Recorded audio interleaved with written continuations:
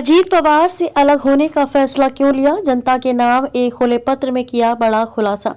महाराष्ट्र के उप मुख्यमंत्री अजीत पवार ने रविवार 25 फरवरी की रात अपने एक्स हैंडल पर एक बयान जारी कर पाला बदलने और बीजेपी और शिवसेना के हाथ मिलाने अपने कारणों को स्पष्ट किया। एक्स पर किए गए पोस्ट में अजीत पवार ने लिखा, मैंने एक विचारधारा और उद्देश्य के साथ बिना किसी समझौता किए विकास कार्यों को पूरा करने के इरादे से अपनी भूमिका निभाई। मैंने पाया कि इस देश में प्रधानमंत्री मोदी और गृह मंत्री अमित शाह के नेतृत्व में महत्वपूर्ण विकास कार्य हो रहे हैं। उन्होंने कहा कि मुझे उनके नेतृत्व और सही निर्णय लेने की प्रक्रिया जैसे गुण पसंद आए। मेरी और उनकी कार्यशैली बहुत समान है। बड़ों का अनादर करने का मेरा कोई इरादा नहीं है। 1991 से मैं वास्तव में राजनीतिक जीवन में आगे बढ़ रहा हूँ। इस बारे में कई चर्चाएं हुई कि कौन मुझे राजनीति में लाया, किसने मुझे मंत्री पद दिया और किसने मुझे मौका दिया। दरअसल राजनीति में मुझे संयोगवश मौका मिल गया। उस समय राज्य स्तर पर नेतृत्व के लिए एक युवा की जरूरत थी, इसलिए मुझे एक परिवार के तौर पर वह मौका मिला।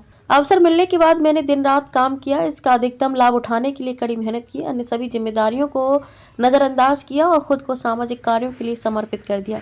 ये यात्रा 3 दशकों से अधिक समय से चल रही है। मैं हमेशा न केवल अवसर प्राप्त करने पर ध्यान केंद्रित करता हूँ, बल्कि लोगों को काम करने के लिए हम उनका उपयोग कैसे कर सकते हैं।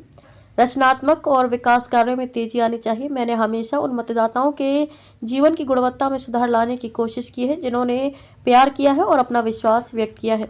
जब वे सत्ता में थे तब उनके काम की गति और विपक्ष में रहने पर रुके हुए कार्य दोनों का उन्होंने अनुभव किया। इस तथ्य से इनकार नहीं किया जा सकता कि यदि कोई लोगों के प्रतिनिधि के रूप में कार्य करना चाहता है तो उसे अतिरिक्त शक्ति की आवश्यकता है।